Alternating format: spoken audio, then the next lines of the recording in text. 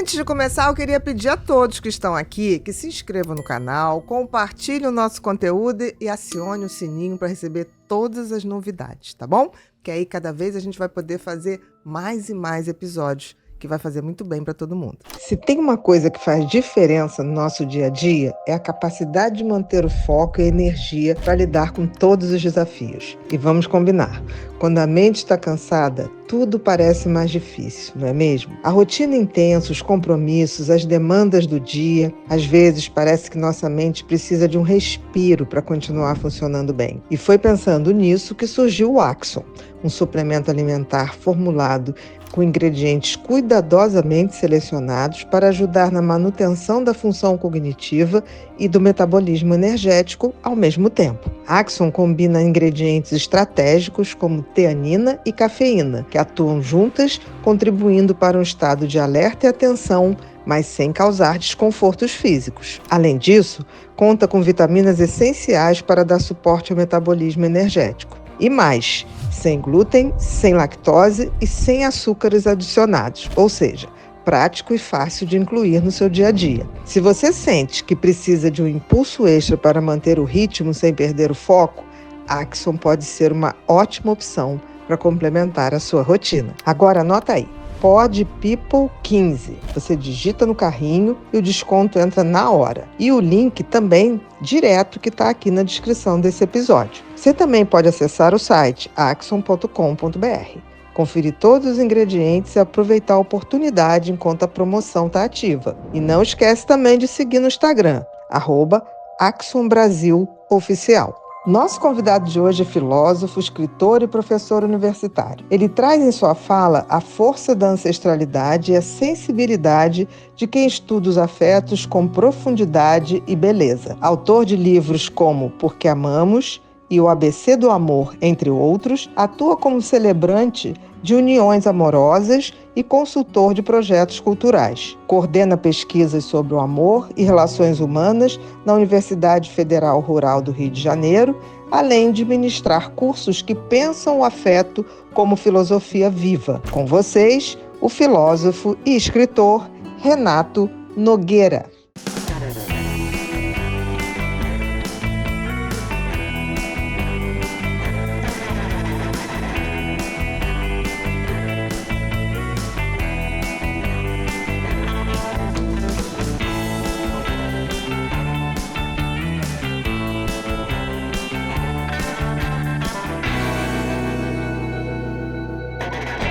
Olá, sejam todos muito bem-vindos a mais um episódio do Pod People. Hoje eu começo com uma pergunta. Será que as uniões amorosas estão em extinção?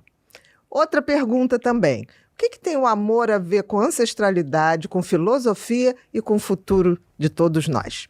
Pois é, para falar sobre esse tema super interessante, a gente vai receber aqui o escritor, filósofo e professor Renato Nogueira. Bia, tudo querida. bom, meu querido? Que prazer ter você aqui. Uma alegria essa recepção calorosa, gentil. Muito obrigado. Não, mas a gente está aqui doido para aprender sobre o amor. Coisa que está em extinção.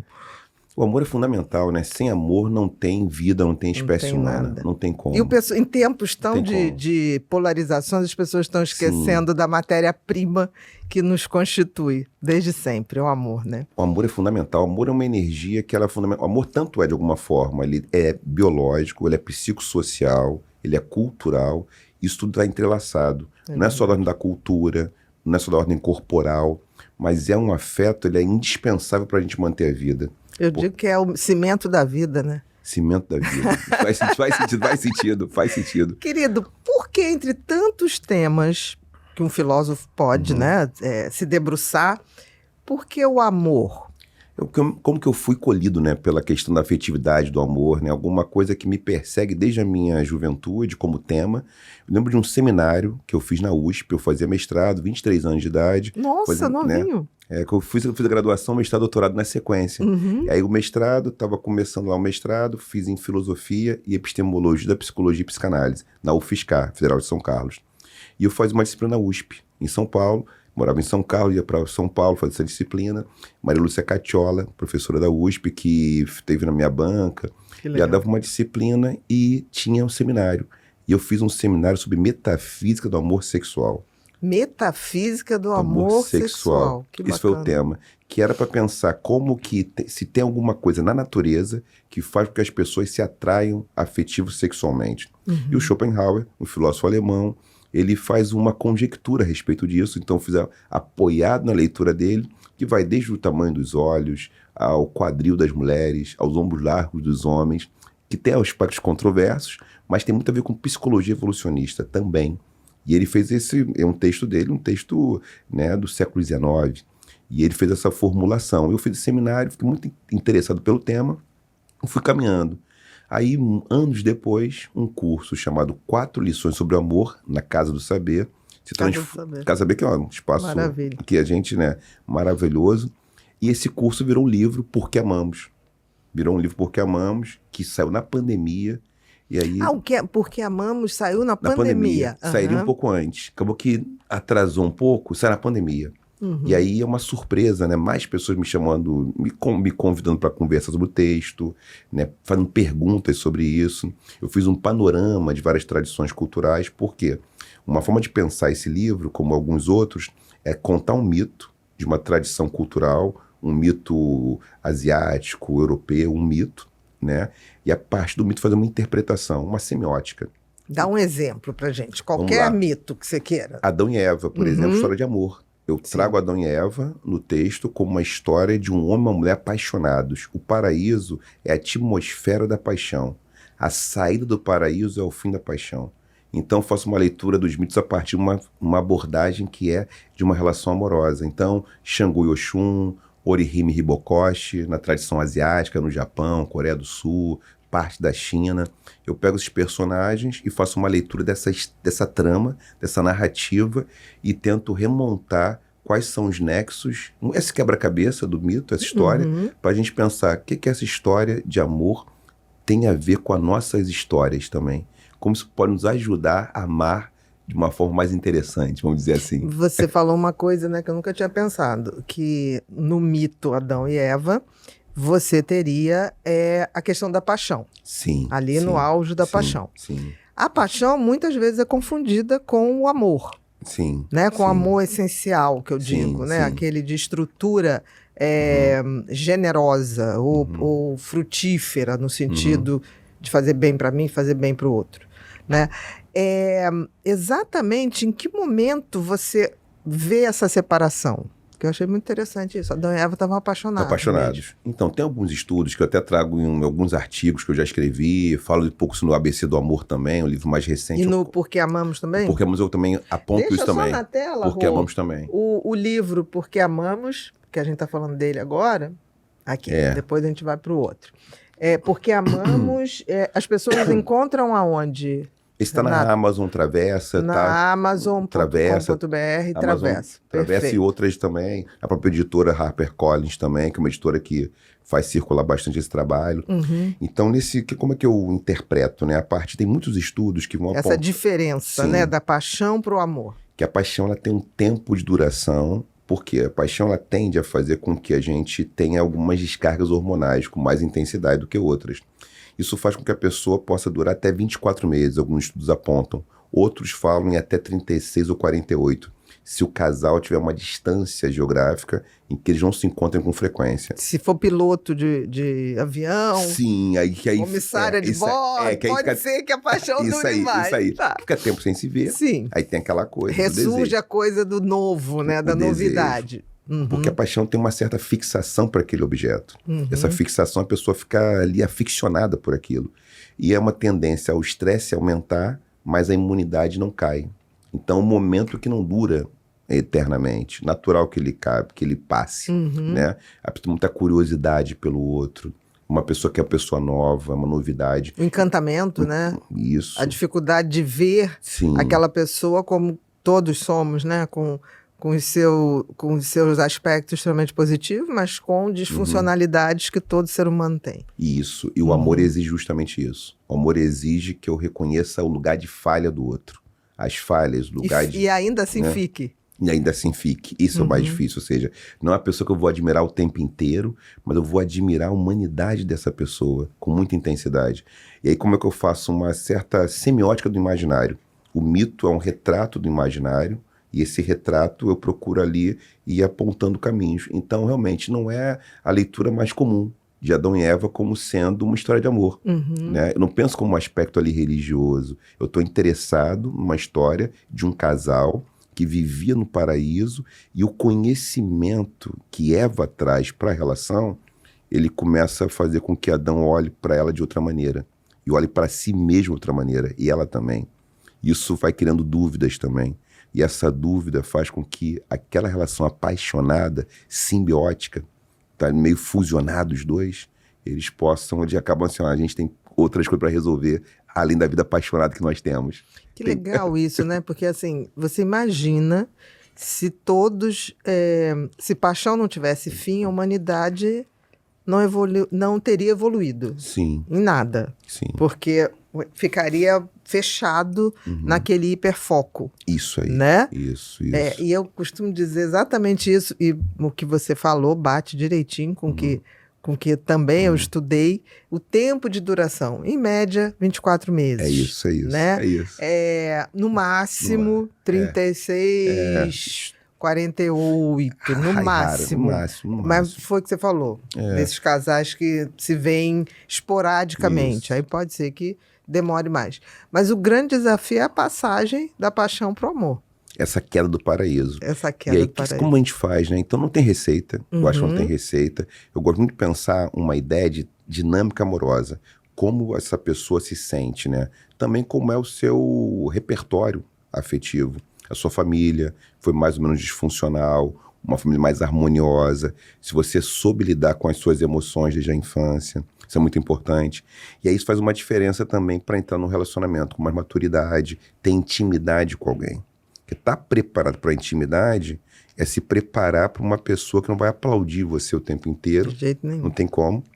Você vai desfrutar a intimidade, uma farpa, né, com o outro. Vai ter farpa para trocar. É difícil, porque a convivência da gente com a gente mesmo já é um desafio. Sim. Você imagina acoplar outro nessa dinâmica que já é muito desafiadora, né? É demais. Do autoconhecimento, da gente se ver, da gente se reconstruir, da gente se auto-melhorar. Quando tem outro nessa história, fica muito mais difícil. Fica mais difícil, ao mesmo tempo pode ser bom, porque você pode também, tem algumas teorias que eu gosto muito, uma é a Sobonfu Somé, que é uma pensadora burkinense, que trabalha com a filosofia da Gara, né, oeste africano. E a tese que ela defende é que um relacionamento é para que as pessoas possam realizar os seus propósitos. Então uma relação serve para fortalecer a sua jornada. Então você se casa com alguém porque tem ali alguém que vai aumentar a sua potência, os seus dons que você entrega para a comunidade. Então todo mundo nasce com dom. O amor tem em si a automelhoria. Automelhoria. De si e de colaborar com a do outro. A do outro. Serve para isso. Então é uma jornada de autoaperfeiçoamento. Autoaperfeiçoamento. É fundamental, porque eu vou escutar melhor o que eu tenho, porque tem uma outra pessoa que me ajuda nesse percurso. E eu sozinho não conseguiria fazer. Então tem alguém que te dá o suporte. Então para ela a relação amorosa, o casamento, tem essa importância. E ela vai desvincular o casamento, o amor da paixão. Quer falar paixão, você tá... É até uma expressão, fala, né? A paixão, você tá no topo da montanha. Começar apaixonado, começar no topo da montanha. Não tem mais para onde só tem como descer. Não tem para onde subir. Não tem onde subir. E como você começa lentamente, você vai subindo a montanha com muito mais calma. Essa jornada. E é um percurso. Você pode até depois chegar ao topo e depois descer e ir para outras planícies. Mas você aprendeu a subir a montanha. Isso é um percurso. Isso é um processo. Então ela vai dizer isso, né? Que isso é muito interessante. No livro chamado O Espírito da Intimidade, que eu até uso bastante, né, como referência. O Espírito da Intimidade. A intimidade. Uhum. Que ela fala que a intimidade é justamente isso, né? Que ela fala a intimidade é uma canção que as pessoas vão cantar em conjunto, né? Uma canção do espírito. A palavra espírito em filosofia quer dizer vida, a grosso modo. Ou seja, um ritmo da vida. Então tem alguém que me ajuda a encontrar o meu ritmo e eu também ajudo essa pessoa a ter o seu próprio ritmo para estar de bem consigo.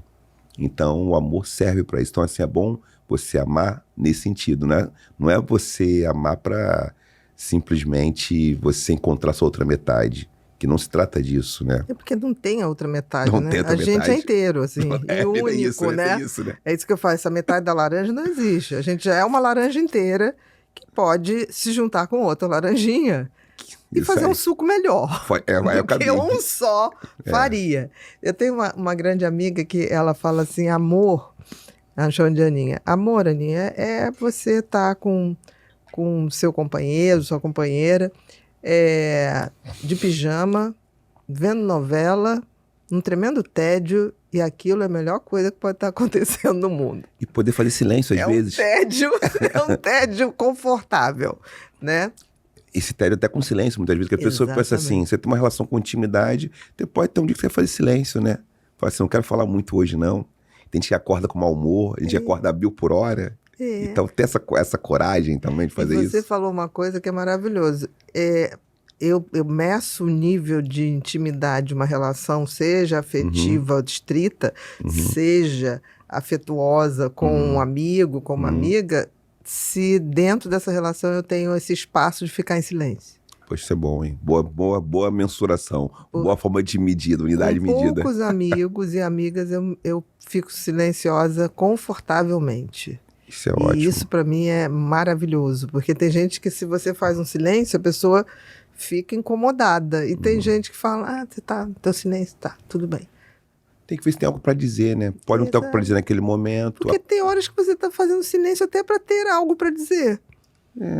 Faz Porque sentido. às vezes falar por falar é besteira, né? Já tem muita gente falando isso. Sim. Falatório, né? Falatório, Foi falatório. exatamente. Não Esse tem algo que ruído. esse ruído não tem algo pra dizer ali, né? Então o ruído fica desconfortável. Exatamente. Agora, eu também defendo que existe uma forma de viver a vida emocional, vida amorosa, que é a agamia. Eu falo isso no ABC do amor. As pessoas agâmicas são pessoas que não querem formar par. Podem ter um relacionamento, mas não querem ter um casamento, por exemplo. Então, elas não podem se relacionar de outra maneira. Eu acho muito importante isso também. Existe isso hoje, né, num número significativo na sociedade? Os agâmicos, digamos assim? Eu acho que os agâmicos têm crescido, tende a crescer. A minha Bota pra impressão, gente o ABC. Porque aqui que você nisso que fala, do né? agâmico, Eu acho que tende a crescer a agamia. Não, o anterior. Aí... A agamia tende a crescer. Acho que mais pessoas da geração Z, né, elas têm tido relacionamentos de outros formatos, que inclui desde não monogamia, a morar em casas separadas, a ter uma autonomia. Então, acho que a gente está num momento dessa, vamos dizer assim, uma certa transição em que uma pessoa agâmica não é vista como estranha. Isso é muito importante. Porque no passado, uma pessoa ser solteira, uma pessoa, por exemplo, não querer ter filhos... Solteiro convicto. Ou solteira convicta, Isso. Né? Era alguma coisa fora, como não quer casar, não quer ter filhos. O que tem de errado, né? Era uma coisa quase assim, uma anomalia. Né? Tem nada de errado, uma dinâmica amorosa, né? Como tem pessoas que são poligâmicas, tem pessoas que dizem, eu já entrevistei pessoas para meus trabalhos, minhas pesquisas, e uma mulher falou assim, eu não sou mulher de um homem só. Ela não fica confortável na monogamia. Então ela tem que dizer isso na largada no relacionamento. Como tem homens também, pessoas em geral. É muito importante que as pessoas saibam qual a sua dinâmica. Até para saber se entra naquele barco ou não, né? Isso. É isso que eu digo, que tem gente que fala assim, mas isso não se diz no início. É no início que se diz. Melhor coisa, né? Muito simples, olha, eu sou assim, assim, assim. Pode ser que no meio do caminho isso mude ou não.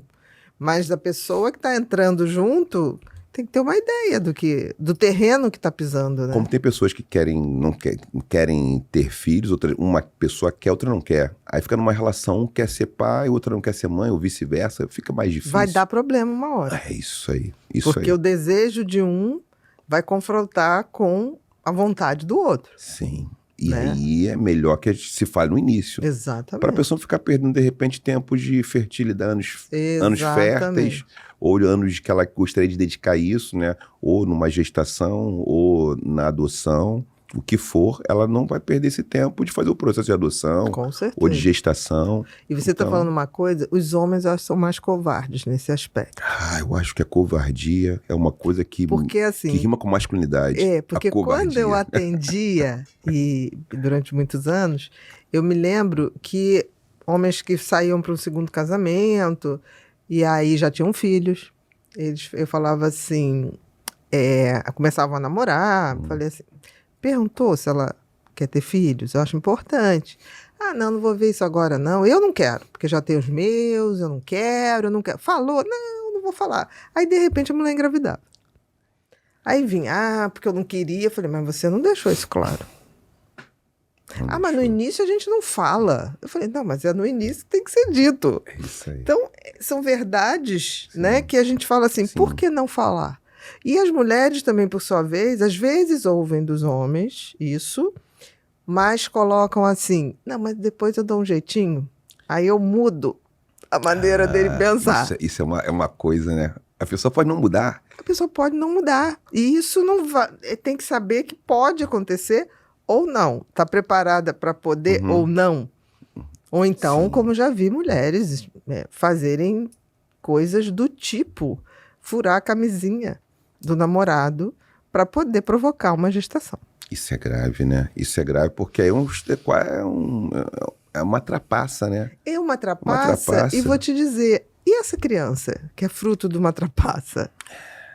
Essa energia vai para esse bebê. Vai ter que corrigir isso. Porque esse pai vai olhar sempre essa criança, tipo assim, eu não queria, você me trapaceou, seja lá o que for. Né? Então, assim, as pessoas têm que pensar muito, botar uma vida no mundo não é uma escolha, a não ser que a pessoa fale, não, eu quero independente de qualquer coisa. Independente de qualquer coisa. Sim. Conheço mães solo que são maravilhosas e produziram filhos maravilhosos. Você olha assim e fala, meu Deus. É uma escolha. Mas porque é uma escolha consciente. Esse filho tem toda essa energia de uma mãe que, independente de qualquer coisa, eu quero ser mãe.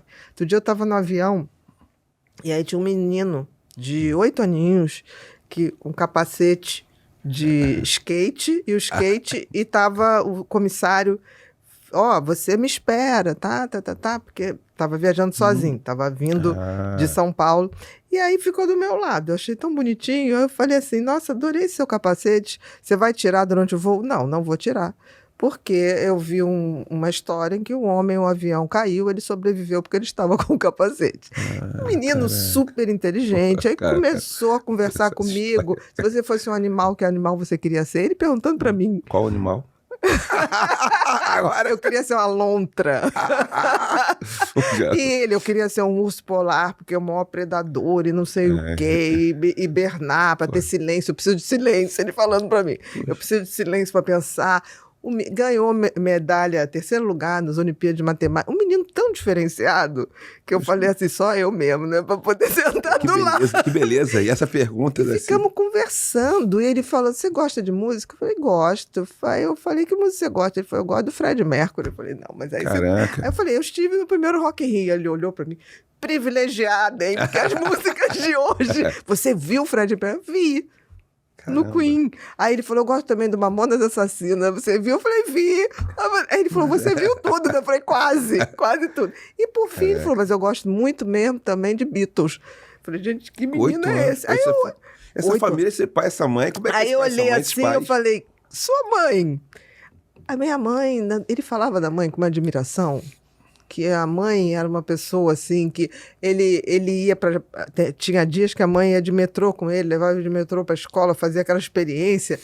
E aí foi interessante que eu falei assim, vocês não pegam Uber? Ele olhou bem para mim e falou assim, muito caro, né? Usar Uber todo dia. Olha a noção de financeiro. Eu fui colocando até onde ele ia. E aí no finalzinho do voo, foi lindo... nós estávamos embora, aí o comissário chegou e falou assim, me espera que eu venho te pegar. Aí tava aqui na nucazinha dele, que estava escondidinho, ele muito tímido, apesar de muito comunicativo, muito tímido. Estava escrito assim, sou da mamãe. O comissário viu e fez assim, ele ficou muito sentido. Aí eu falei assim, pois se eu fosse sua mãe, eu ia escrever a mesma coisa e ia ficar muito chateado desse comissário fazendo isso. Porque diga para sua mãe que você é uma pessoa muito especial e que ela está criando um homem muito especial. Eu ia falar assim, botar o papai também, o papai também. Sim, mas ele não falou em nenhum momento do pai. Não falou do pai, sim, deixa como não falou. Exatamente, eu não pergunto. Eu deixo criança se manifestar. Mas assim, por aquela mãe, eu falei, essa mulher é uma mulher especial. E ele falou assim, eu falei, quantos anos tem sua mãe? Ele, 48. Aí ele olhou pra mim e falei, quantos anos tem você? Eu falei, quantos anos você acha que eu tenho? Aí ele, uns 46. Eu falei, não, vou fazer 60. Nossa! Aí ele ficou... Eu falei assim, ele, mas você sabe de muita coisa, né? Eu falei, é porque eu tenho mais tempo de vida, né? Então, assim, tão especial aquele menino, que seja como for, aquele menino se sente amado profundamente por essa mãe. Isso é importante. E ele não usa celular. O celular dele é só para se comunicar e dizer, mãe, cheguei. Cara, né? Ele não tem rede social, não tem WhatsApp. Falei, é bom não ter rede social a cidade. Aí eu falei assim, mas seus amigos têm? Tem. E como é que você se sente? Não, minha mãe disse que não é legal, eu também acho que não é legal, gasta muito tempo, me sobra muito mais tempo para fazer coisas que meus amigos não fazem. E todo mundo tem, o que eu tenho que saber, eles me falam. Uma maturidade muito atípica de uma criança que é amada. Poxa, muito bom isso. Eu fiquei encantada. Eu falei, meu Deus, se pudesse clonar, eu queria meia dúzia desse menino. E tem limite. E a mãe foi... E é isso, né? 8 anos, a mãe 48. Que legal. Ela, se foi um momento bom que ela recebeu. Isso é muito importante também. Receber com maturidade a criança. Não, ali estava certo. Ali foi uma escolha. Eu acho que, claro, não entrei em detalhe de pai, mas a escolha dela foi ter aquele filho. Independente de qualquer coisa, esse filho tem a segurança de que ele é amado. Ele foi recebido na hora que... E a coisinha aqui no pescoço, a coisa mais linda. Sou da mamãe. Sou da mamãe, essa aí... essa aí vai. É isso. Até... E não era uma tatuagem, foi escrito com uma canetinha. Coisa linda, né? Não, então, muito agarrado. E esse percurso, não ter rede social com essa idade, né? Que é importante. E aceitar. Aceitar. Ainda falar, minha mãe disse que não é bom. Quer dizer, muita maturidade. As crianças têm tido WhatsApp, algumas crianças, né? Poder falar com colegas, amigos da escola, mas eu acho que é isso, né? Algumas... É difícil filtrar isso tudo. É difícil muito filtrar, difícil. Muito difícil de falar. Né? Realmente, acho que a maternidade nos tempos contemporâneos, não que tenha sido fácil no passado, mas hoje tem muita informação. E a criança já tem... Acesso a coisas que nem os adultos dominam. Isso talvez seja o grande desafio. Que elas são nativas digitais. Né? Exatamente. Nossa geração, a gente não tinha celular quando a gente nasceu, a criança não tinha. E a criança aprende intuitivamente, né? Isso. Não precisa nem ensinar. Essa é a questão. O computador, essas coisas, ela tem uma coisa intuitiva que ela não tem medo de errar, ela vai fazendo. Vai fazendo, e vai aprendendo. E isso muda pra caramba. Então muda a relação pra caramba. E é o desafio. É um desafio. Querido, me diz uma coisa. Dentro da sua história, tá? O que vamos dizer assim, essa herança griot, que se fala? Griot. Te colaborou dentro desse teu processo de estudar o amor? Eu acho que isso aí acabou... O que é a filosofia, pode-se falar? Não. O griot é uma profissão no contexto africano. Assim, que é quase como um xamã, como se fosse um pajé, é isso? Então, o griot, o que ele faz? Assim, no reino Mandecá, né, no reino, né, o Bala Faseke, ele trabalhava para o Sundiata Keita como, né, os griots, eles podem ser embaixadores, repórter de guerra, tradutor, professor, músico, e a gente chama, às vezes, contador de história, né? Só existem griots na África do Oeste, África Ocidental. Eu fiquei em 2024, 21 dias entre o Senegal, o Mali, e estive com os Cuiatês, Jabatês, são grandes famílias. E aí os griots, né, que é a minha ascendência mais direta, e eu passei pela circuncisão, até comento isso, né? Que era um processo dentro é um processo de tradição, porque o homem, para ter uma fala pública, ele precisa passar pela circuncisão. Isso é um sinal, né? Isso é um signo, é um código importante. Mulheres não precisam fazer nada disso. Mulheres já vêm prontas. Já vêm prontas. E aí o griot tem essa responsabilidade com o uso da palavra. É uma artesania das palavras. Como você usa as palavras para comunicar a tradição, comunicar o que a ancestralidade trouxe e também para fazer acordos de paz. Ele é um embaixador. Dentro do seu povo. Isso, né? Ele conta as histórias daquela comunidade. Então, a África do Oeste, onde tem, por exemplo, Burkina Faso, Guiné, Mali, Senegal, toda essa região tem griots. Não é na África inteira que tem, nessa região. O griot seria o sábio? Griot aquele que talvez vai dizer o seguinte, como meu avô dizia, a história que aprendeu do avô dele, aquele que sabe o que não sabe. Sabe o que não sabe. Sabe o que não sabe. Ele sabe o que não sabe. É um sábio. É a sabedoria. Ele tem de saber a hora de falar, de calar, né? Hora de silenciar, hora de observar. Sim, ele tem esse percurso. E é isso eu conheci pelo meu avô. Então, tive essa formação na universidade, fiz graduação em filosofia, mestrado, doutorado, só que eu tive uma formação durante 21 anos de histórias que meu avô contou, que ele aprendeu com o avô dele, um homem que veio dessa tradição. Que teu avô era esse embaixador, griot, no sentido de passar as histórias dos ancestrais, de passar a sabedoria que era possível passar. Isso, muitas histórias. Nasceu em 1921, meu avô, né? Meu avô que ancestralizou, e nos anos 90, início dos anos 90, nasceu em 21, e ele tinha uma coleção de histórias que ele contava que era do avô. Como eu morava perto dele, era vizinho do meu avô materno, qual foi a vantagem que eu tive? Eu falo, né? Eu era um dos netos mais velhos, morava mais perto. Então eu ficava ouvindo história, tinha uma coleção de histórias. Algumas, minha mãe, minha tia, o pessoal já não aguentava mais, falava... De pai, já veio papai, já veio vovô. Contou essa história aqui, exatamente, já contou não sei quantas vezes. Mas ele tinha um detalhe às vezes diferente. E aí eu ficava lá. Então era aquele neto, eu falei, vô, conta aí, vambora, vamos ouvir. Eu ficava ouvindo as histórias. Ele gostava de passar e você gostava de receber. Isso foi uma coisa maravilhosa. Então eu tive, quando eu encontrei o Boubacar Ndiaye, que é um griot, né? Muito interessante, que mora em Paris, mora na França, mas fica no Senegal também.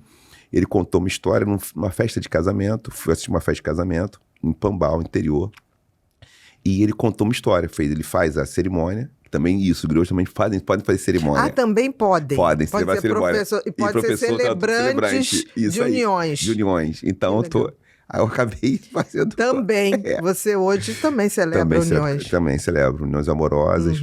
E aí ele contou uma história. Ele contou uma história, e aí o tradutor do Olof, meu Olof é nulo praticamente, eu comprei um dicionário ali do Olof, mas tudo bem. Hoje em dia a inteligência artificial facilita muito isso pra gente, né? Aí ele traduziu do Olof pro francês, aí eu tava lá conversando com ele, e aí eu falei assim, o final da história é esse. Ele falou, como você sabe o final da história? Eu fui falar com ele. Porque meu avô me contou essa história. Ele falou, poxa, contou essa história, então é isso mesmo, né? A tua família. Aí eu falei, a nossa família... Tinha uma tradição. Uma tradição, isso. Aí foi muito, muito emocionante tudo, né? Poder ter esse contato, trocar essa ideia. E você, quando criança, jovem, não tinha noção que aquelas histórias faziam parte de um movimento cultural e afetivo, né? Sim. De se passar o que se tem de melhor pra frente. Não tinha... porque isso que faltava naquele tempo era o quê? Talvez mais câmeras disponíveis, mas tirava foto, mas a gente não gravava tanto as coisas, né? Eu acho que hoje, se eu tivesse gravado meu avô contando uma dessas histórias, é uma raridade, uma preciosidade, né? E contando as histórias da chuva, as estações da chuva, qual é o papel, né, da formiga nessa hora. Umas histórias que tem sempre uma mensagem nessas histórias, né? A história quando a mentira e a verdade se encontraram pela primeira vez. Legal. Então, como a mentira fez, o que a verdade fez. Tem umas histórias assim, foi tomar banho no rio. Então, várias histórias que a gente não registrava, porque deixava. Então, tá no meu coração, né? E na minha família, como um todo, mas acabou que, como eu fiz faculdade de filosofia, eu acabei me interessando mais por isso. E tem tudo a ver. Na tua história acabou ali, né? que a vida me trouxe para esse caminho. Eu falei, caramba. É tão interessante isso que você está falando, porque assim, os contos infantis não deixavam de ser. Cuidado, tá bem quente, tá? Mas aí depois você diz o que você achou aqui do nosso... Não vou nesse... O cheirinho já é bom. Né? Um termogênico pela manhã, poxa, uma coisa importante pela manhã termogênico para mim. Exatamente. Eu faço exercício muito pela manhã mesmo, né? E funciona. Mas nesse friozinho, eu acho tão interessante, porque, por exemplo, a gente tinha essa coisa do contador de histórias, a gente tinha essa coisa, eu me lembro das crianças, a gente botava as crianças para dormir sempre contando uma história. Isso. E as crianças aprendem muito com as histórias. Eu creio que sim. E repetem, né? E tem uma coisa na criança, um cérebro tão ávido, que você conta uma história, ela conta de novo. Aí você conta uma, conta duas, conta três. E ela vai se apaixonando por aquilo que nunca mais vai esquecer. E pelo que você está falando, o griot também tinha essa questão. Sim. A questão é que isso não foi culturalmente, não virou os livrinhos de histórias infantis. Ah, sim. Que algumas tradições orais, então contada oralmente. Também tem escrita na comunidade, mas nem todas as histórias eram relatadas, eram escritas. muitas histórias eram realmente tempo para ser oral, porque é o próprio treinamento, né? É a capacidade do griot poder contar a história. Então, isso é uma coisa importante, contar a história de cor, memorizar. O que é uma Isso maravilha memória. também. É. Seu avô faleceu? Sim, sim. Com quantos anos, mais ou Meu menos? avô faleceu 72 anos de idade. 72 anos, novo até. É. Mas estava com a memória ótima. Então a memória tinha. Porque os contadores, né, Sim, eles sim. ativam os circuitos Sim. da memória. Isso, aí tu contava as histórias e isso, né? Aí nem todo mundo... Eu gostava das histórias do meu avô. Falei, vô, pode contar, vambora. Eu ficava ali... Pode repetir. Pode repetir, pode Aham. repetir. Pode repetir. Essa Mas nem mesma todo mundo... história. A mesma história. Mas tinha histórias novas, várias histórias que ele tinha da memória que o avô dele tinha contado pra ele. Então conviveu com o avô dele. Isso foi importante, né? E minha avó fazia a circuncisão dos meninos da família. Ah, sua avó fazia? Fazia, em casa.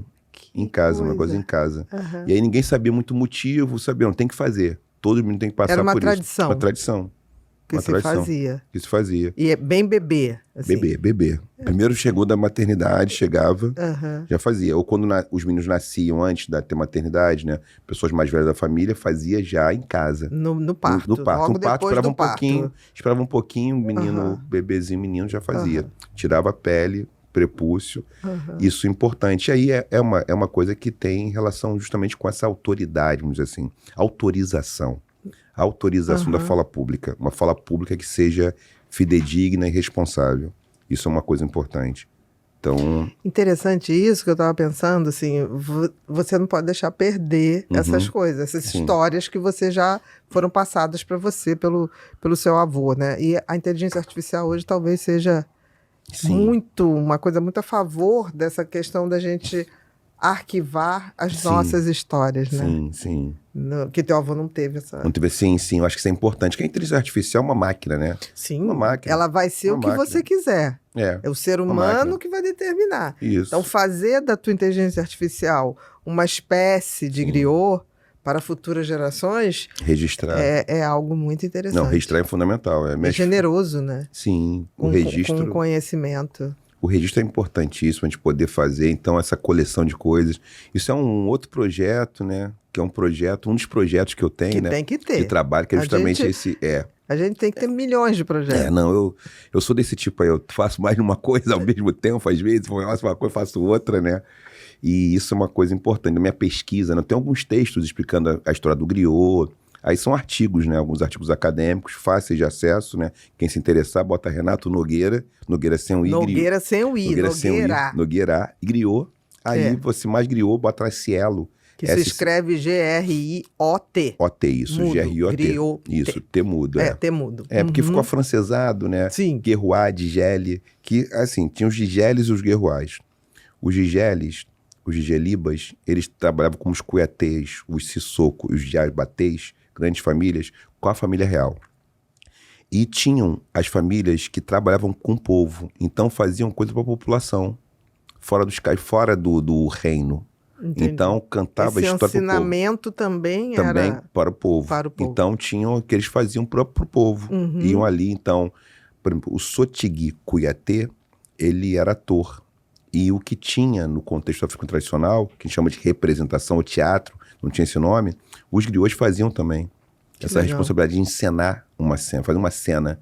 Não só contar. Não só contar, encenar uma cena. Encenar uma cena em volta do baobá. Porque contando uma história que era um aprendizado. E aí o griot tem 3 características que eu acho importantes, né? Eu já escrevi sobre isso, que é o coração da pomba, que é um coração leve, um coração que não guarda coisas pesadas. Mágoa, rancor. Não guarda. Ele tem que circular, tem que digerir, né? Aí o afeto. Mas tem um estômago da avestruz, que é um estômago que digere muita coisa, consegue comer as coisas e digerir bem. E tem a pele do crocodilo, que é uma pele que você tem que ser resistente. Então, um 3 características importantes que eu considero importantes. O coração leve, digamos, capacidade de absorver e digerir as informações do mundo. Sim. E resiliência. Resiliência. E uma pele... Uma pele, isso é importante. Saber resistir às adversidades que todos teremos, né? Isso. Porque tem gente que acha que, eu tô com um problema, é castigo. Não, a vida humana é feita de desafios. Surpresa o tempo A gente inteiro. não veio aqui a passeio. Não. Então, os desafios vão acontecendo, senão a gente não evolui como ser humano. Não, diariamente, concordo. Assim, é um desafio, é uma jornada, algo que você É uma não espera. frustração, é uma novidade, às Isso. vezes boa, às vezes desagradável. Isso aí. Mas está tudo dentro do roteiro. Isso aí. Seja o que for. Sim. Faz parte ali. Não tem como... É uma batalha. É uma batalha, um encontro, né? Eu diria assim, um encontro para sair de uma nomenclatura, vamos dizer, de guerra, de geopolítica, né? O que eu não gosto da violência, né? É uma questão, para mim, fundamental, como a gente pode combater a violência como forma de resolução dos conflitos. Conflito é natural que tenha, desentendimento. Agora, usar a violência é algo que a gente não precisa mais. Você da psiquiatria é neocórtex. Temos capacidade de fazer a gestão dos conflitos de outra maneira. Inclusive falando assim, não concordo, tem gente que eu vou gostar mais, gente que eu vou gostar menos. E não gostar do que você gosta não me dá o direito de ser violenta com você. Pode. Nem você comigo. Não pode. Mas engraçado que, pelo menos quando eu era mais jovem, lá para os 20, 30 anos, eu me lembro que eu me dava com todo mundo. Pessoas que eu falava, olha, eu acho teu pensamento meio equivocado, mas tudo bem. Isso não me fazia deixar de falar, deixar de gostar. Éramos só diferentes. E eu confesso que algumas diferenças ao longo dos anos me fez refletir assim, não é que tinha um ponto de razão ali que eu acho interessante acoplar na minha visão de mundo? Sim. Né? Mas hoje a gente vive uma realidade mundial, que eu não acho que é um local, é mundial. Mundial, concordo. De uma polarização que você ou pensa como eu, meu amigo, ou você difere qualquer coisinha, você é meu inimigo. Intolerância, né? Essa dificuldade de lidar com o outro, lidar com a divergência, que é natural ter divergência. Total. A gente vai ter que ver qual é dessas perspectivas, que funciona melhor. Para a maioria. Para a maioria. Mesmo que eu não seja a maioria. Sim, mesmo que eu não seja a maioria. E aí vai perder um pedaço, vai ganhar algum momento. Às vezes quem está com uma situação vai ter que falar, não, peraí, vamos abrir mão disso aqui para a gente poder ter um conforto. Né? Isso é fundamental. E eu lembrei de uma coisa, né? O Ampateba é um autor que fala muito sobre isso. Ampateba, com H e B-A, o sobrenome. E a Sobonfu Somé também. E a Somé fala algo interessante, que ela fala, numa comunidade não pode ter questões completamente privadas. Por quê? É uma teoria filosófica clássica da África do Oeste, de filosofia. Tem até um conto infantil chamado Kirikou a Feiticeira que fala sobre isso. Kirikou a Feiticeira. Por quê? Tem uma feiticeira, uma sacerdotisa, que ela está oprimindo uma aldeia. E aí o menino pergunta pro avô dele, que é um griot. Ele vai encontrar o avô, uma peripécia, uma aventura tremenda, tem que subir montanha. Encontra o avô e pergunta, avô, por que Carabá a feiticeira é má? Aí ele responde, tese clássica, Carabá a feiticeira é má porque ela sofre. Então, o sofrimento dela vira ela só consegue expurgar isso fazendo... maltratando... Causando mais sofrimento. Para quem? Para outros que são mais fracos do que ela. Porque se você tem muito poder, requer mais gentileza. Com certeza. Requer resolver o conflito. Peraí, como a gente resolve isso aqui? Tem mais força. Mas a maioria das pessoas usa o poder como válvula para exercer mais as maldades. Mais as maldades, é isso aí. Isso é triste, né? É triste. E o sofrimento estaria ligado a isso. Aí ela tem um espinho no conto, tem um espinho, tem um espinho na coluna, que alguns homens colocaram nela. Aí o Kirikou, que é um menino, uma criança, consegue tirar o espinho dela, tira o espinho. Ela perde os poderes e fica uma pessoa acaba a dor que ela sentia. E a necessidade de oprimir os outros. Que ela pegava o ouro da aldeia, desviava o curso do rio, pedia mais coisas que as pessoas podiam entregar. E aí, quando ele faz isso, tira. Então, assim, uma pessoa de bem-estar consigo, ela consegue, vou divergir de você. E tá tudo bem. Tudo bem, vamos resolver isso aqui. A necessidade de se impor ao outro, aí já começa... Tem algum probleminha. Né? Você fala muito, eu acho muito interessante, essa questão da educação. Educar para o amor. Como é que é isso num sistema de ensino tão complexo, tão falho também? O sistema educacional brasileiro tem sido falho em entregar gentileza, entregar conteúdo, entregar pessoas mais bem formadas, né? como botar dentro disso tudo essa questão da filosofia do amor?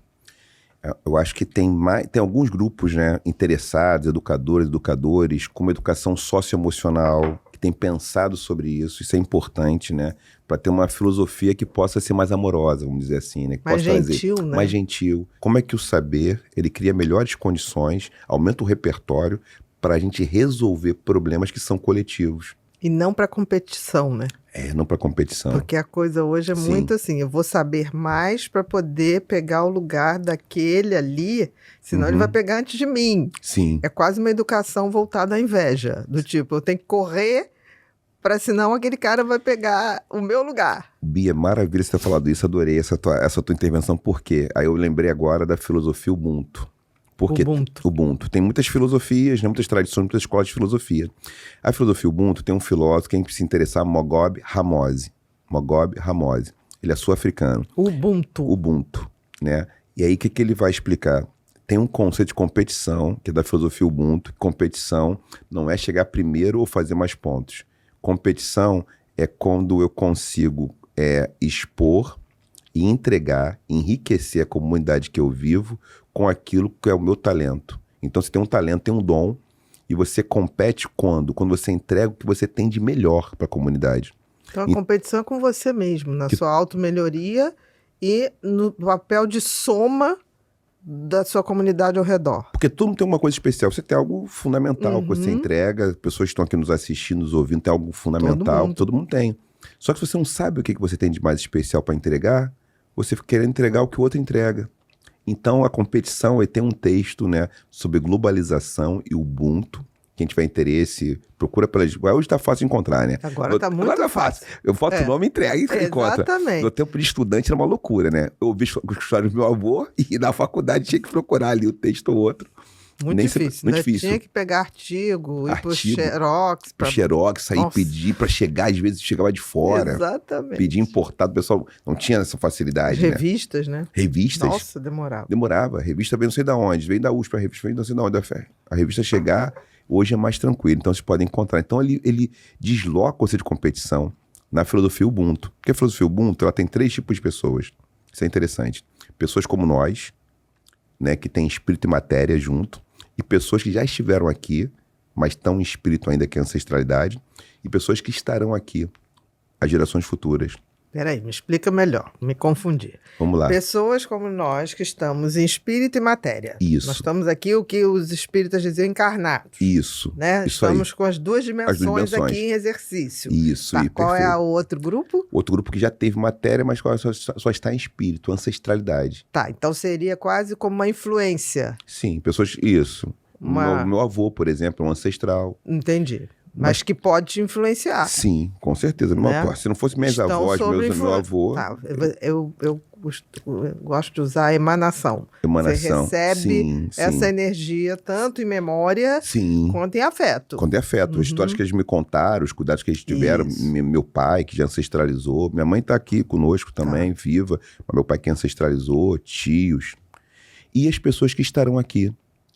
Que não estão em matéria ainda, mas quem está sendo gestado agora, que vai nascer.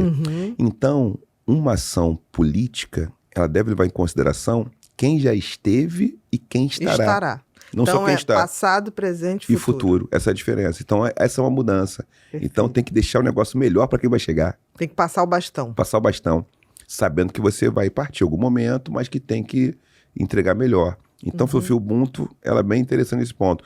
A gente tem filosofia Ubuntu naquela região da África do Sul, são os povos Banto, né? O tronco linguístico Banto que tem filosofia Ubuntu. Não é na África inteira também. É uma escola filosófica dessa região. Que lembra muito o estoicismo, né? E tem isso, né? Sim. Porque você estava pensando aqui, Epiteto, né? Maravilhoso. Para mim, o filósofo da felicidade.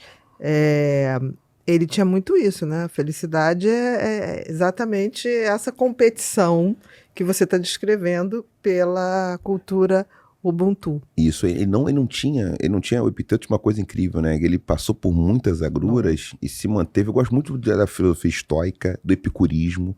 Epicuro também, sempre... Sêneca, o que ele traz, Sêneca. Também. né? Arte de envelhecer.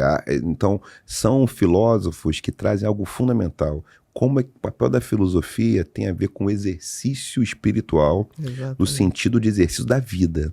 Espírito enquanto como é que eu levo a minha existência, como eu lido com as dificuldades, como eu lido com a existência. Então, são filósofos que estão pensando na ética. E que falam muito da transcendência, né? Porque assim, se você ficar só na matéria, a vida é um pouco sem sentido. Se você pensar que... Aí, qual é o sentido da vida? A questão, essa é a questão. Do Epiteto é a arte de viver. Arte de viver, arte de viver. Exatamente. Que é o sentido da vida, né? Essa arte de viver, que ele pega pouco, né? E ter prazer com poucas coisas. Exatamente. Porque senão, se ele ficar com muita expectativa, acho que o Epiteto ensina isso muito bem, né? Quando você tem muita expectativa, você acaba... Deixa a coisa acontecer. Não, e não se deixar dominar por coisas que você não tem. Né? Do tipo, não se deixar dominar pelo desejo. Sim. Então, o Epiteto era totalmente contrário à paixão, mas Sim, totalmente verdade, a favor do amor. Você não pode ser dominado, né, por nenhum desejo, nenhuma fissura. E procurava a ataraxia, né? A ataraxia que é você não se deixar mobilizar por esse desejo em excesso, né? Manter calmo, né?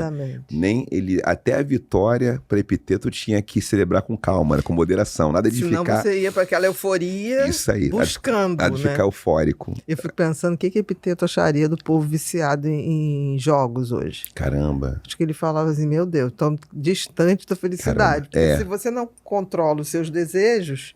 ou não administra, você é escravo deles. Sim. Talvez isso fosse o que mais Epiteto colocava como uma coisa que, pronto, você perdeu sua liberdade quando você se deixa seduzir pelos desejos. Eu acho que isso, o estoicismo e o epicurismo têm essa coisa em comum. Essas duas escolas em comum são escolas diferentes de filosofia, mas tem algo, de alguma forma, estão querendo pensar como a gente leva... Como que a filosofia pode ser alguma coisa que melhore a saúde do espírito. Sempre. Essa é uma questão fundamental. Como é que a filosofia tem esse papel, né? De fazer com que a gente tenha a mente, né? E eu acho tão lindo uma coisa, Renato, assim, você vê, aí você pega o Ubuntu, você pega o estoicismo, você daqui a pouco vai pegar lá o budismo. Sim. Em todas as regiões da Terra, ideias muito semelhantes. Numa época que não havia comunicação, né? Tinha. Nem uma facilidade de transporte para eu ir lá falar, conversar com você ou trocar ideia. Né? Você pensou em Epiteto trocando ideia lá com outro. Ptahotep. Que estava na África. Né? Não havia isso. Então, isso sempre me chamou a atenção se existiam coisas muito semelhantes em lugares muito diversos. De alguma maneira, aquilo tem um fundamento de verdade. Uma questão. Faz sentido. É uma boa questão. Uma boa questão aqui pensando que... Porque assim, não havia essa troca de ideias. Não. Porque hoje eu posso dizer, olha, eu tô falando de Ubuntu, que eu conversei com o Renato, e a gente fez esse... Uma natureza, vamos dizer assim, uma natureza, algo que seja assim, uma predisposição da humanidade para poder, vamos dizer assim... Ter aquele conhecimento. Aquele conhecimento a favor da vida, eu diria assim, a favor da vida. Eu gosto dessa ideia. Eu acho que tem escolas que elas são a favor da vida. Exatamente. E tem tradições que elas colocam a vida em risco. Porque elas querem a vida para um pequeno grupo, muitas vezes. Para o grupo que pensa da mesma maneira, a gente estava falando sobre isso, né? Exatamente. Pensa parecido, todo está comigo. Pensou diferente, é meu inimigo. E aí fica mais difícil conviver, porque fica mais difícil conviver. Eu acho que nas diferenças eu me reflito mais, né? Porque o outro não é inimigo. Não, é isso. Pode ser, os esportes servem para isso, né? Para a gente competir de modo com saúde, organizado, né? Lógico.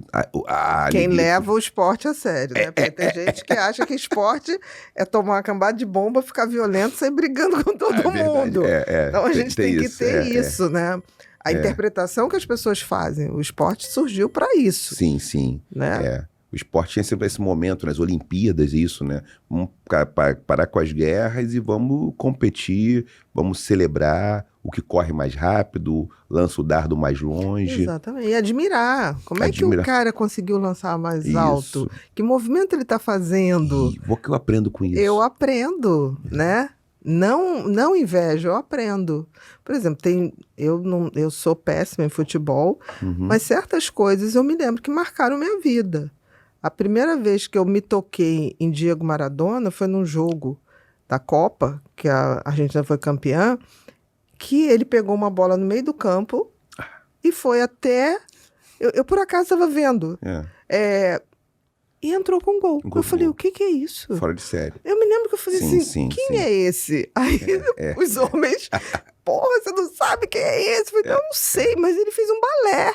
É isso. Ele fez um balé com aquela bola, uma coisa linda, nunca mais esqueci. Acho que esses poetas com os pés, né, como Garrincha, Pelé, Rivelino, Maradona, Ronaldo. Que disciplina, que aplicação esse homem dá para o mundo. Sim. Né? Neymar, um grande jogador, né? Grandes jogadores, né? Que tem... Pelé, né? Pelé fora de série, fazia tudo. Você olhava aquilo, como é que ele fez isso? Tudo com a bola, Zico. Exatamente. Né? Zico é mais na linha do Cristiano Ronaldo, né? Que era coisa da disciplina, de bater não sei quantos pênaltis batia falta. Zico, organizado. Uma falta era mais fácil fazer do que marcar o pênalti. Sim, porque ele treinava verdade, aquilo obsessivamente. Então, assim, tem sempre coisas boas pra gente ver. O Cristiano Ronaldo, ele falou assim, não, vou tomar água aqui agora esse horário, não vou tomar coisas com açúcar aqui esse horário. Não, teve uma vez que botaram na mesa de entrevista dele Coca-Cola.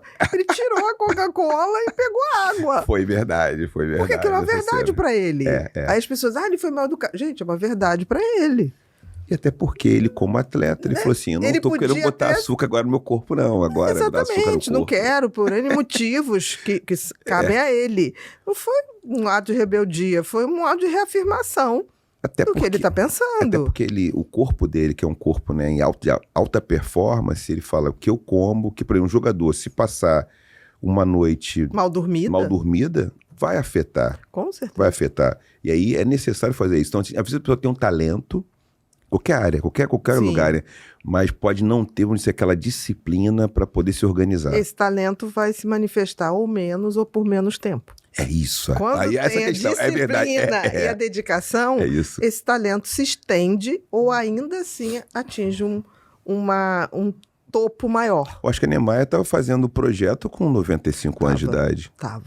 Tava ali desenhando, organizando a equipe, falando, faz isso aqui. Exatamente. Mais calma, mas fazendo coisa. Exatamente. Cuidou ali, se cuidou. Ou seja, são áreas diferentes. Por exemplo, chegar aos 40 anos jogando é muita coisa em alta performance. Como o Cristiano Ronaldo tá hoje. Marta, Cristiano Ronaldo, sim. Ganharam agora ganharam a Sul-Americana, né, em 2025 elas ganharam a Sul-Americana. Em 2025, né? Em cima da Colômbia, ela fez 2 gols importantes. Impressionante. Né? Perdeu um pênalti. Eu fiquei... Foi. Falei, não merecia perder esse pênalti. Mas o Zico também perdeu um pênalti tão significativo, cara, né? Mas ganharam. Elas ganharam. Ela merecia. Elas mereceu. Merece mesmo, assim. É porque a questão do emocional ali também, eu acho, né? Tem que estar com o emocional. Eu lembro a Copa 2014, como foi a seleção no Brasil... Que perdemos, foi terrível. Nem me fala aqui. E na classificação tinha muito choro, né? Acho que chorar faz parte da vida, tem que chorar quando também acho que tem que chorar.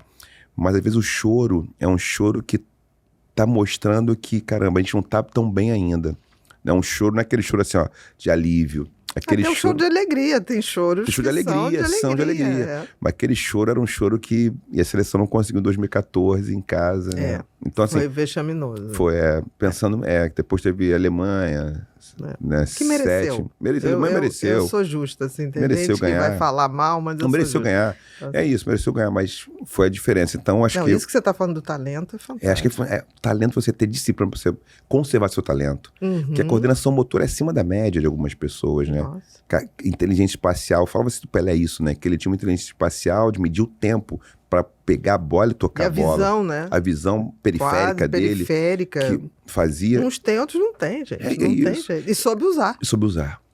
Acho que é isso. Bem feito é isso. Como eu fico impressionado, né, com o pessoal que rima, né? Nossa. Que rima. Nordeste. Fala, fica rimando. Gente, falei, aquilo é maravilhoso. Aquilo veio da tradição do Nordeste. Do Nordeste, o repentista. Que aí os rappers pegaram. E tem coisas maravilhosas. Maravilhosa. O pessoal repentista fala um negócio jujuba, não sei o que, água, mineral. Os Racionais, você vê que é um... Fora de série, mano. Fora da curva. Porque você ouve ali e tem uma história. Tem um... Não é um...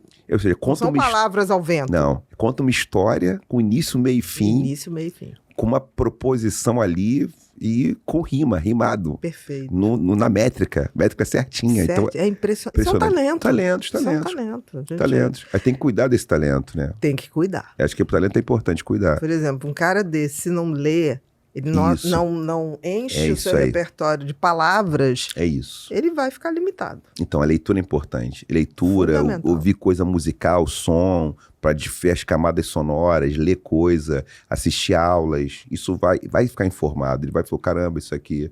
Né? Ler o jornal. A emoção que as coisas... A gente está falando do sistema educacional. Por exemplo, a leitura de um livro... Ou ver um filme, né? Você usa muito esse recurso para dar aula, né? Filmes, debates. É tão importante que essas emoções sejam validadas, né? Porque, assim, eu vejo crianças... eu adoro criança. Eu tenho agora, aí, na família, eu tenho sobrinhos netos que estão numa idade muito legal. Aí você vai ao cinema, aí eu fui ver um desses filmes da Disney. E aí... A Giovana, ela estava com 8 anos, estava com 7. Aí eu comecei a chorar. Acho que foi alguma coisa do Rei Leão, alguma coisa assim. Aí ela olhou para mim, você está chorando? Eu falei, estou. Aí ela, eu já chorei. Mas agora eu sei que isso é de mentira. Eu falei, não, é de verdade. A minha emoção é de verdade. Caramba. Alguém falou pra ela que pra ela não chorar. Eu já fiquei de mentira. Aí eu falei, não, depois... Ela me chama de Tititi. Depois de Tititi te explica, mas o que eu tô sentindo é de verdade. Porque é importante. Aí a gente saiu, foi lanchar, ela, mas por que você chorou? Eu falei, porque me despertou esse sentimento. Mas ele não fez isso. Eu falei, sim, mas tem muitas dores no mundo, as minhas... entendi. Poxa, caramba, porque aí tira a criança desse prazer de poder chorar, né? Exatamente. Essa vivência com sua emoção. É claro que ela tem que aprender a controlar as emoções. Sim. Mas não é deixar de sentir, né? Eu acho que as crianças podem sentir raiva, poder sentir medo, poder falar que não consegue fazer alguma coisa, é tão importante. E lidar com a frustração, né? Porque a gente tem essa dificuldade, não consigo fazer tal coisa, que coisa eu faço melhor, não faço. Até pra você colocar o seu limite, né? Qual é o ser humano que não sente raiva? Raiva é natural. A raiva é natural. A raiva é natural. Eu desconfio de quem não sente. Agora, tem a raiva que você pega essa energia para algo positivo. Sim. Tem a raiva que você leva para o lado negativo. Sim. Para onde você vai caminhar com ela. Como vai atuar com essa raiva, né? Eu acho que o amor pode ajudar a raiva a ficar ali, a colocar limite. Eu acho que a raiva pode colocar o limite. Isso aqui eu não suporto mais, isso eu não quero. Sim. Essa relação eu não quero mais, não quero esse trabalho. Quantas pessoas mudam de trabalho, né? Assim, dá uma virada na vida, 40 anos, vou mudar, não quero mais isso. Agora, é interessante isso, né?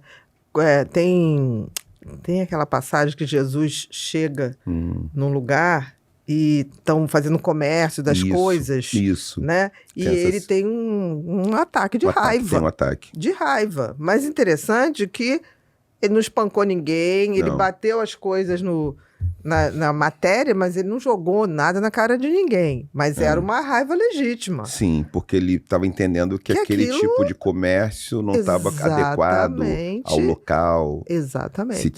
Aquela comercialização da religião, da espiritualidade. Não estava adequado. Ele falou assim, não é assim que deve ser feito na casa de meu pai. Exatamente. Então ali ele tem um ataque de raiva. Isso, As pessoas falam assim, se ele teve, imagina nós, mas uma raiva que não foi direcionada a alguém ou agredir. Isso. Foi uma raiva de indignação. Sim, boa, porque ele justamente disse assim, isso aqui não está correto. Você pode comercializar, não é esse local que se faz comércio, esse local é outra coisa, é doação, outro contexto. E aí ele dá essa informação.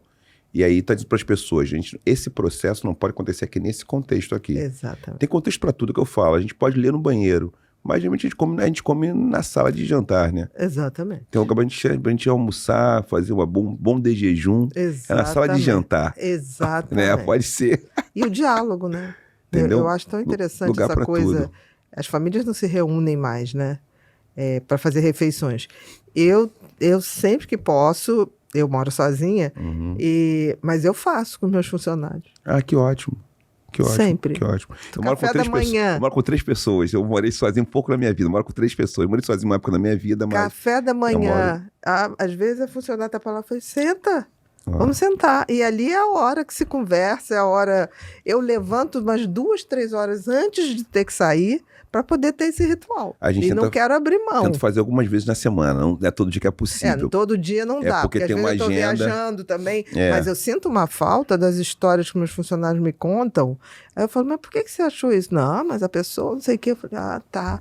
Aí é interessante porque eu pergunto e elas perguntam também. Mas o que a senhora faria? Não sei o que. Ela falou, olha, você está me falando isso? Bia respondendo, fica curioso, Bia, essas respostas, quero saber como a Bia fala. É muito legal, mas é muito legal, eu aprendo muito. Então, assim, as pessoas já sabem que eu falo assim, o que você está fazendo em pé? Vamos sentar. Ah, não, porque eu tenho que botar a comidinha das cachorras. Eu falei, calma, mas você vai ter o dia inteiro. Tem pets? Tem. Cão ou gato? Cão. Mas estou começando a achar gato interessante. Eu também sou mais de cão, sabia? Mas eu acho gato...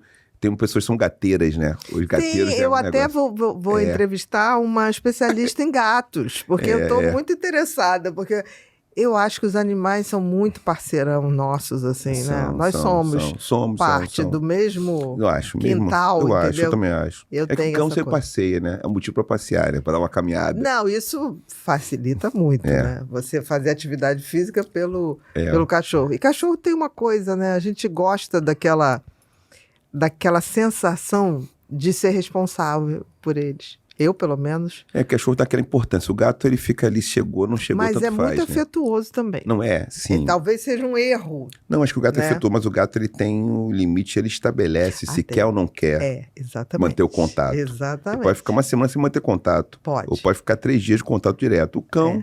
Qualquer momento que você chegar, está disponível. Ele tem portal aberto para afetividade. Tá apertado total. Você acabou de brigar com ele, se você fizer assim, o rabo já denuncia. Já capou ele rapidinho. Não tem mágoa, tudo muito rápido. O gato não, o gato tem uma personalidade. Faz isso não que já vai ter. Que deve ser também uma convivência muito interessante.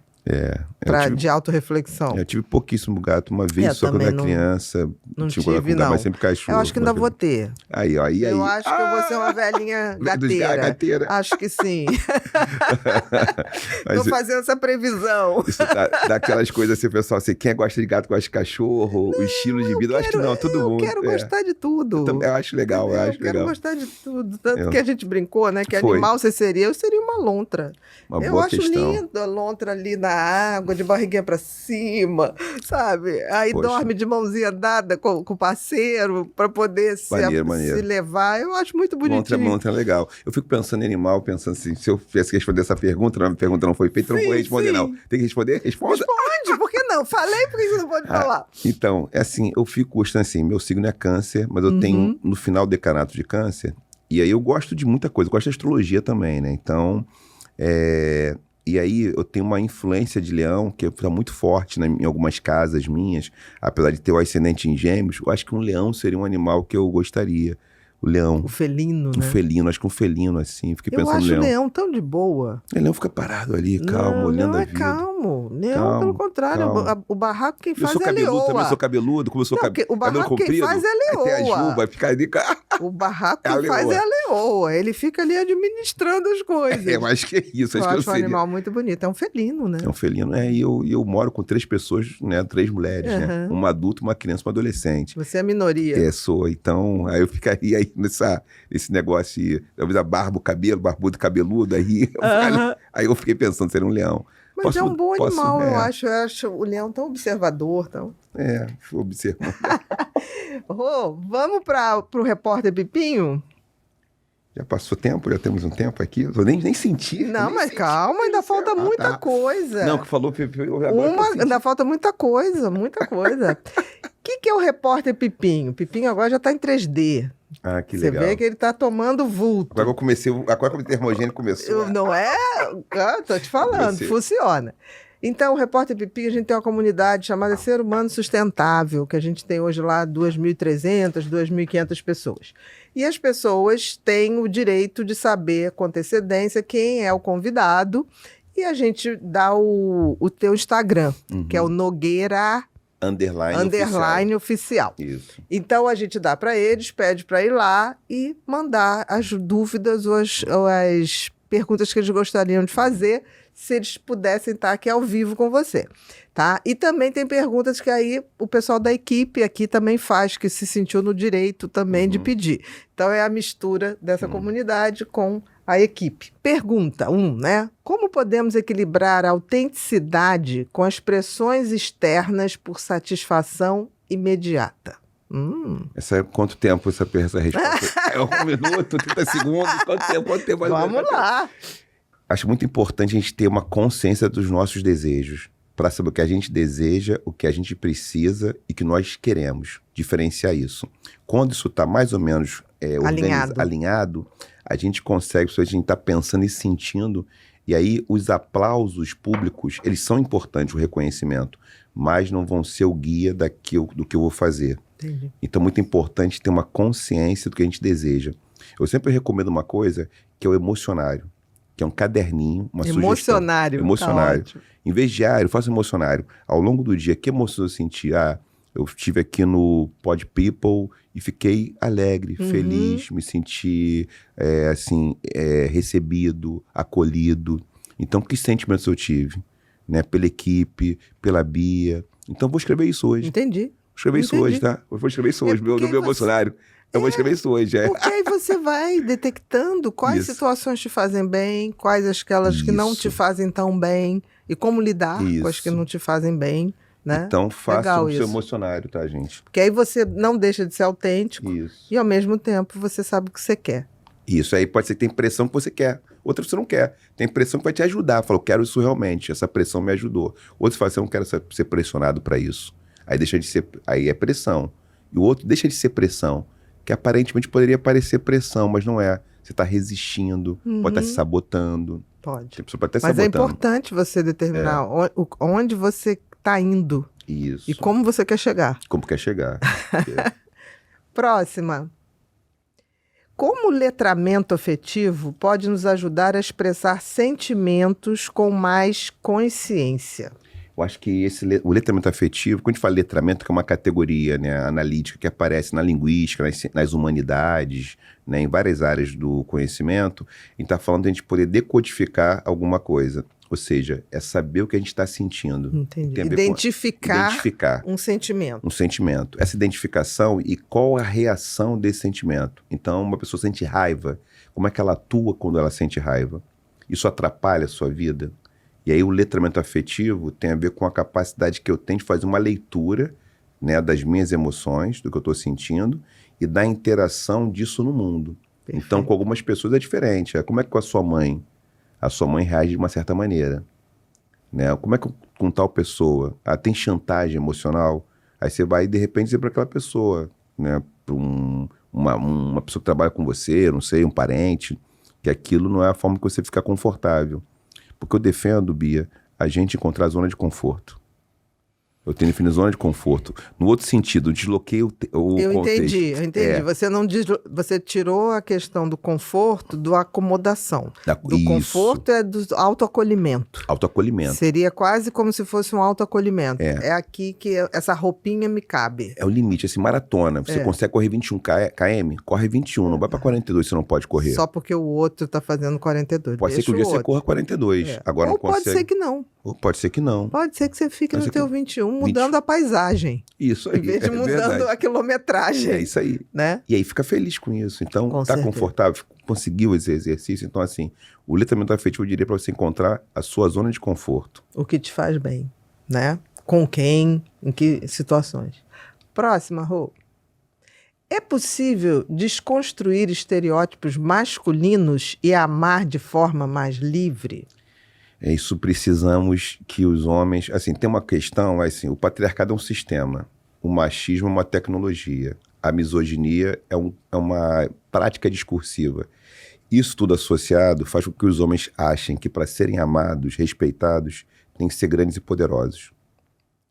E aí isso cria uma dificuldade em lidar com a intimidade, porque a intimidade exige o contrário.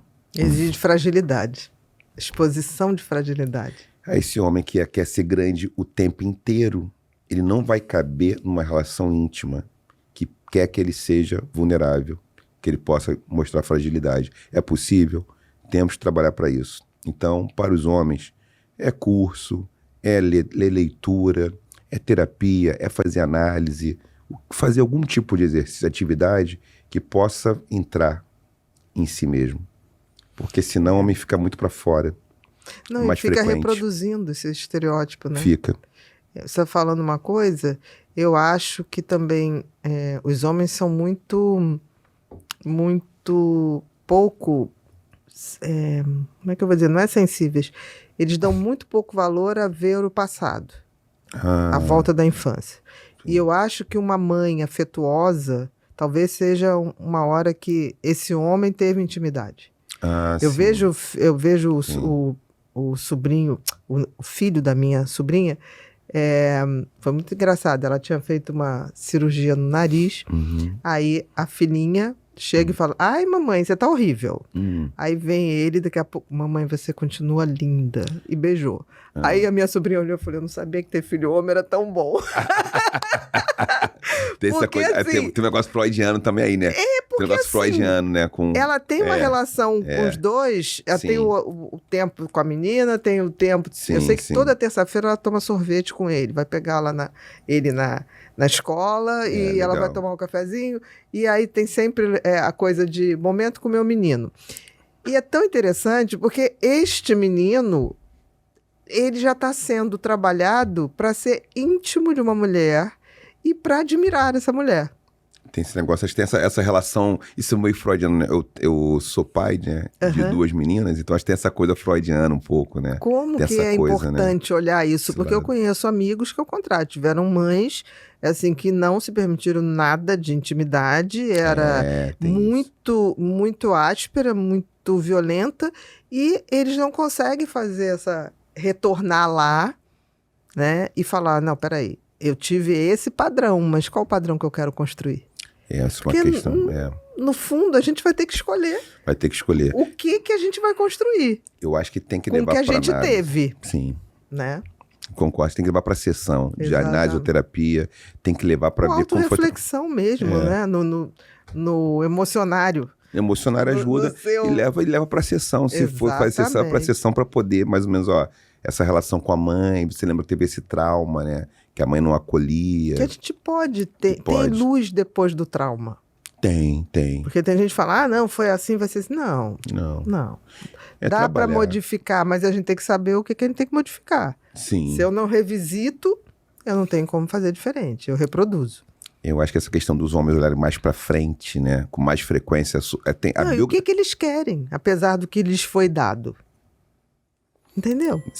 Que é tão difícil isso, né? Acho para todo mundo. Para os homens, eu acho. Acho que uma coisa que eu diria assim, homens, meninos, é bom que brinquem de boneca.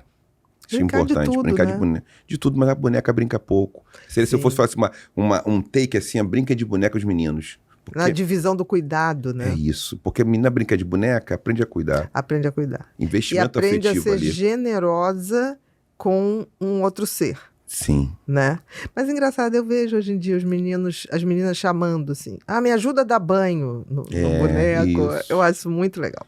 Porque não brincava de boneca quase. Não ganhava boneca, né? Boneco, né? Os meninos, as crianças. E não podia nem participar desta brincadeira com as meninas. Sim. Hoje eu vejo assim, as meninas terem essa coisa e os meninos participarem. Do tipo, eu vi uma cena estavam dando banho, aí o menino, sem querer, voou o boneco. Caraca, aí, a menina: você teria afogado seu filho se fosse de verdade. Já treinou. E ele: não, mas eu vou melhorar. Bom que tá treinando agora, né? Porque senão treina quando for ela: adulto. bote aqui. Não, é bonitinha, ela: bote aqui. Eu achei muito legal. Da minha geração, já ouvimos da minha geração falando que não sabiam dar banho em criança, que não sabiam trocar fralda. Né? E hoje a gente vê muitos fazendo isso. Sim. Então, a geração Z eu vejo muito isso. Com certeza, acho que no passado se dizia isso, né? Vamos dizer, anos 90. Milênio também, isso. A geração milênio também não, já tem essa coisa de... Eu acho que aumentou. Acho que sempre teve homens que fizeram isso. Mas acho que a frequência, o volume aumentou. Também acho. Porque tem mais gente exigindo e mais gente está falando sobre isso. E a gente vive num mundo que a gente não tem mais essa coisa de de funcionários para fazer tudo, gente. Não existe. Sim, Então, a gente está tendo que também fazer com mais. certeza. Tem que compartilhar o cotidiano. Exatamente. Tem que compartilhar o cotidiano. Por isso que as pessoas estão tendo menos filhos, até porque não dá para contar com... Não existe isso, né? Mas a pessoa porque tinha filho... gente de 10 filhos, aí tinha 4 empregados, funcionários, aí fica fácil. E que não tinha funcionário para fazer. A mãe devia ficar numa situação desesperadora, que acabava sobrecarregando os outros filhos. Porque aí sempre tirava 2, 3 filhos mais velhos que tinham que Isso aí. Que também era muito traumático. Muito traumático. Para os filhos mais velhos que tinham que cuidar dos filhos mais novos. Sim. Eu peguei muito casos desse em consultório. E a pessoa está tendo menos filhos, né? Cada vez menos, né? Sem dúvida nenhuma. A taxa de natalidade tende a diminuir, porque sabe que é um investimento, não é só recurso. Não, é um investimento cognitivo. Você hoje tem que saber o que o seu filho está lendo, a internet que ele está usando, se ele está sendo assediado por pessoas mal intencionadas nas redes. Você tem que saber. É um investimento alto. É um investimento, é uma coisa... Muito alto. Não, Eu tenho uma filha que é de 2009, mas de 2014, né? Eu falo às vezes o ano que a pessoa nasceu, porque fica mais fácil depois as pessoas... Cada pessoa vê que aí muda, né? Exatamente. Em 2025 a minha idade... Já muda. E o que acontece, né? Já teve situações, a gente olha, conversa sobre isso, né? Mas ela tem um grupo de amigos da escola, de 2014, e já vi uma vez um adulto que... E a gente foi lá e cortou, né? A pessoa. Sim, uma que pessoa adulta vai conversar exatamente. Vai conversar com crianças. Então, isso é um investimento que os pais têm que hoje Tem que ter tempo. Então, tem que ter um tempo para fazer isso. Tem que ter. Tem que ter um tempo. E disposição. Disposição, para fazer direitinho. Próxima, Rô.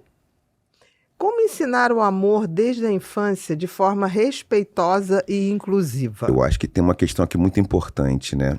O amor é um afeto que ele não é infinito. A gente tem que retroalimentar o amor. Então, acho que é uma coisa importante. A gente não pode amar tudo e todos o tempo todo com a mesma intensidade. Verdade. É dizer para as pessoas, você pode gostar mais de um, pode gostar de todo mundo. Você pode ter pessoas que têm mais afinidade em um certo momento da vida, isso pode mudar. E a pessoa ter liberdade para ela se aproximar de quem ela gosta. E também de respeitar quem ela não tem, vamos dizer assim, afinidade. Então, assim, a questão é não pregar um amor que seja universal e incondicional. É pregar um amor que tenha respeito, tenha limite. Construção. Que o amor é uma construção. E é pura verdade. Porque se a gente achar que o amor ele é alguma coisa que ele acontece sem ser construído... Não vai dar certo. Não vai dar certo. Eu vou me obrigar a amar. Talvez o que aconteça sem ser construído é a paixão. Que é um fenômeno quase bioquímico. Sim. Né? Que você fica batido ali no lance. Uma forma, assim, né, de amar preliminar. Exatamente, é o início. E geralmente fracassa na hora de virar amor. Pode porque as pessoas acham que vai vir espontâneo assim também, não virar.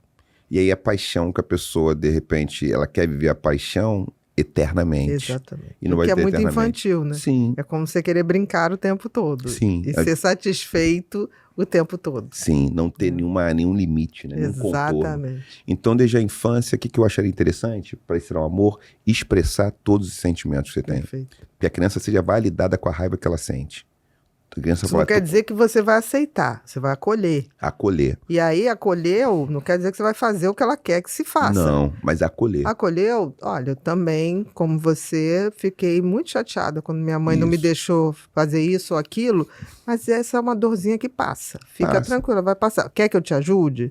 Vamos tomar um suquinho? Vamos nesse sentido. Mas não exigir que a pessoa fique bem o tempo inteiro, a criança. Acho que ela pode chorar, pode ficar... Acontece. Se fizer isso, ela vai ter um repertório maior. Com certeza. E aí o amor fortalece, porque ela sabe que pode sentir raiva, sentir medo, pode ficar incomodada com que ainda assim seguro. Ela é amada. É isso, acho que isso é importante. Um ambiente, vamos dizer assim, psicologicamente seguro. Amorosamente favorável. Favorável, isso. Que aí fica isso aí.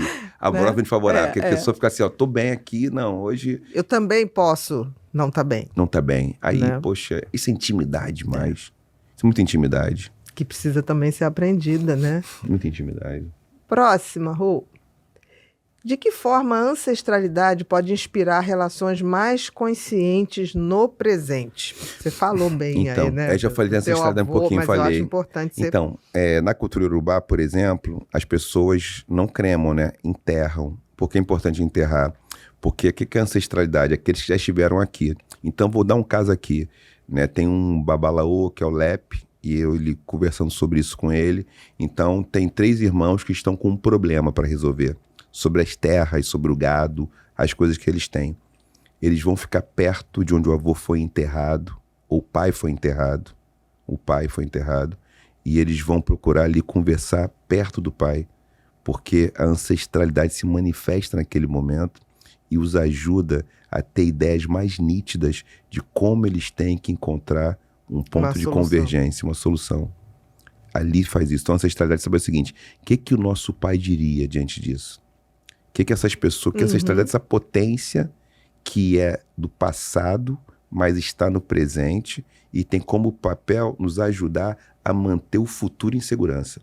Perfeito. Seria essa a definição. Ancestralidade, assim, como eu mantenho o futuro em segurança com tecnologias que já existem, que no passado já tinham. Né? Perfeito. Acho que é isso. Isso pode ser simbólico, né? De estar perto. Sim, é simbólico. Mas, assim, pode ser feito em qualquer Sim, qualquer lugar, situação, qualquer lugar. Né? Basta que todos estejam vinculados a essa questão de lembrar daquele ancestral. Isso. E quase que se inspirar, né? É isso, é uma inspiração. Forma de inspiração. É uma inspiração. Né? Por exemplo, tem alguns povos, né? Eu tenho um casal de amigos que casaram fora do Brasil, numa cultura africana, que tem rituais. Tem uma cultura que o homem, para casar com uma mulher, ele precisa passar algumas luas cheias, vivendo como se fosse uma mulher. E essa mulher como se fosse um homem, para que não tenha conflitos de gênero. De entendimento. Então ele aprende a lidar com isso. Faz um ritual, pode ser uma vez por ano. Isso ajuda que ele compreenda o ponto de vista da mulher e ela o ponto de vista do homem. Entendi, perfeito. E aí, isso é importante para um casamento seguir. Que aí, para evitar esses conflitos que podem ter. Os homens têm que entender o que é TPM, né? Aí... TPM totalmente perturbada e maluca por uma semana. Sim. Essa definição da Rita Lee. A Rita Lee tá incrível. Maravilhosa. Rita Lee maravilhosa. Rita Lee maravilhosa. Tensão pré-menstrual. Mas assim, que precisa entender mesmo, né? Tipo assim, enquanto na vida antes da menopausa, isso é uma coisa muito marcada. Isso faz muita diferença. Depois alivia bastante. Mas faz uma diferença. Faz muita diferença. Tanto que tem culturas como os guaranis, eles têm um ritual aqui no Brasil, né? Por povos indígenas, e como tem rituais também o povo Tiouk, em vários lugares do planeta, em que os meninos, por não menstruarem, eles fazem um ritual para aprender a lidar também com as suas temperaturas emocionais. Porque a menina já tem que passar pelo ritual quando ela menstrua. Exatamente. Ela já tem isso. Então, acho que essa coisa de entender... entender o outro. Entender o outro. Isso, na realidade, está ensinando a empatia, né? É, fundamental. Senão, a gente é no lugar do outro e... Fica impossível. Fica impossível. Você nunca vai estar exatamente no lugar do outro. Não vai. Mas ter uma ideia ajuda muito a convivência. Sim. A ancestralidade é isso, uma voz do passado que ela pavimenta para o futuro. Perfeito. Essa ancestralidade é uma voz do passado que... pavimenta o nosso futuro. Próxima, Rô. Como você define o amor fora dos padrões normativos, coloniais e individualistas? Em poucas palavras, o amor é um afeto catalisador de bem viver. Perfeito. Que é diferente de bem-estar. Não, bem-estar bem individual. Bem viver, ele tem a ver Epiteto, a arte de viver. A arte de viver. Isso. Catalisador do bem viver. Do bem viver. Um afeto catalisador. E bem viver também tem a ver com Ailton Krenak, por exemplo. Ele vai falar do bem viver. Alguns povos indígenas falam do bem viver, que é justamente tem nos guaranis também. Ou seja, bem viver significa eu vivo bem porque tem um acordo que toda a comunidade ela é interdependente. Então, meu bem viver depende do outro também. É sempre algo que... Não depende, não faz sozinho. É quase como uma árvore, ela dá frutos. Ela não come do seu fruto, mas ela dá o fruto. Então, é um afeto catalisador. O catalisador faz isso, né? Ele reduz a velocidade do caminho para você chegar num certo lugar. Para chegar num certo lugar. E aí facilita. Você tem que... Perfeito. Próxima, Rô. O que o amor político-afetivo pode transformar na sociedade? A sociedade é um circuito de afetos. Essa é uma tese filosófica. O Vladimir Safatli trabalha com essa noção, né? Circuito de afetos, que é a sociedade troca afetos. Então, esse amor pode trazer mais equilíbrio. A gente, de alguma forma, distribuir fazer uma distribuição mais amorosa. Quais são as necessidades fundamentais? Talvez pessoas que estão com as necessidades fundamentais resolvidas, elas podem lidar melhor com outras coisas. E aí ter tempo livre, tempo para pensar na sua própria vida, né? Eu acho que assim, fazer coisas que você gosta, não se sentir oprimido, né? O ócio criativo? Mas esse ócio criativo é importante. Tempo livre, se alimentar, conversar com pessoas que façam sentido.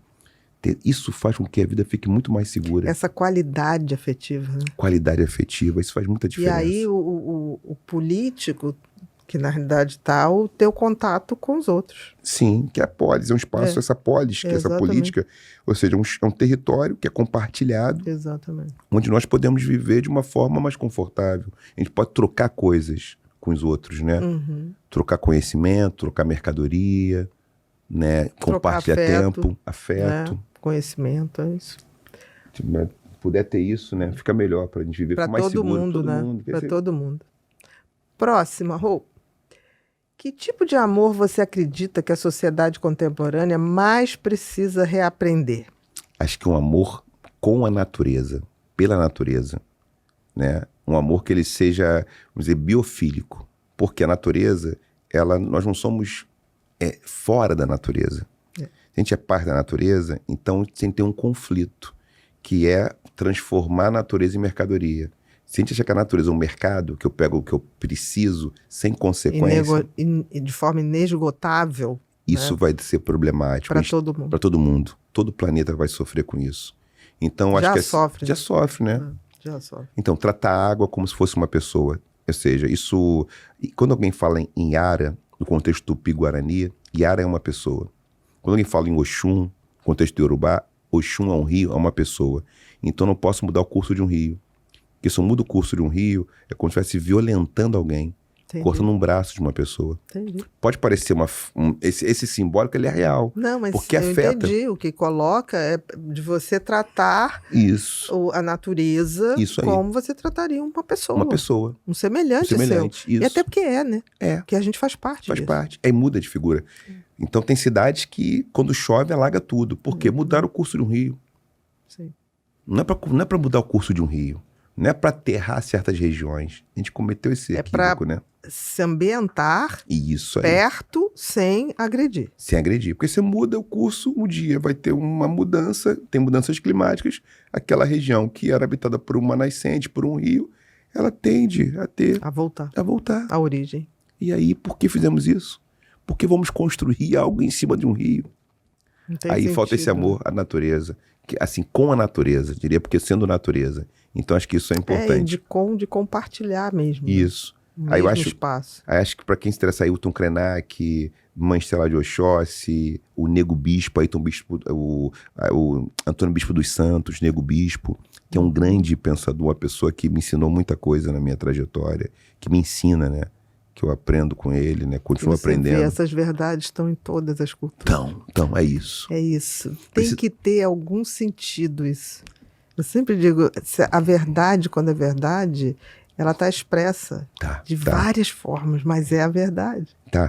E pegar isso que é mais verdadeiro, que é mais nossa natureza, e trabalhar com isso. Exatamente. Não trabalhar com aquilo que pode nos envenenar. Esse é um problema. Né? A diferença do remédio, né?